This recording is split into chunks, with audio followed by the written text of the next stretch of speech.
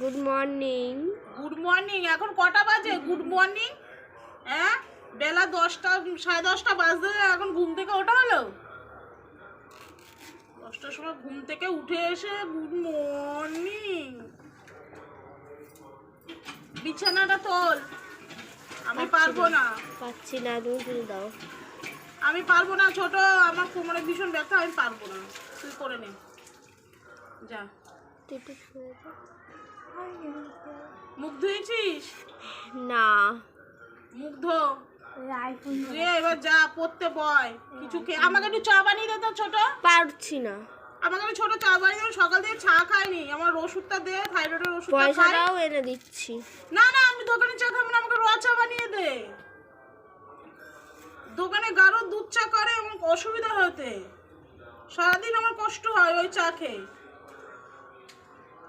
আমাকে একটু র চা করে দে হালকা করে, সেইটা খাই। খেয়ে রান্নায় বসি। আচ্ছা কি হচ্ছে বলতো সেটা? কচুর শাক। আর আর কি? কচুর শাক হবে, আর হবে দই চিকেন। সাদা সাদাটা করবা? হ্যাঁ, তো দই চিকেন তো সাদা সাদা না। আমি 2 দিন আগেই ভেবে রেখেছি এইবার রবিবারে দই চিকেন করব। হয়েছে? ও মা, কি কচুর শাক করছো আজকে? আচ্ছা, কচুর শাক করবো বুঝলি।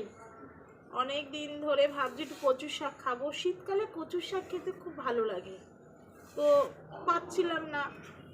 সেদিনকারে পেলাম, তাই কচুর শাক করবো। দিদিকে কিন্তু বলিনি, দিদি কচুর শাক খেতে খুব ভালোবাসে। আজ কাঁচা ছোলা দিয়ে, ইলিশ মাছের মাথা তো আর পেলাম না, তাই কাঁচা ছোলা দিয়ে কচুর শাক করবো। দিদিকে আজকে সারপ্রাইজ দেবো, কেননা আমার বড় মনা কচুর শাক খেতে খুব ভালোবাসে।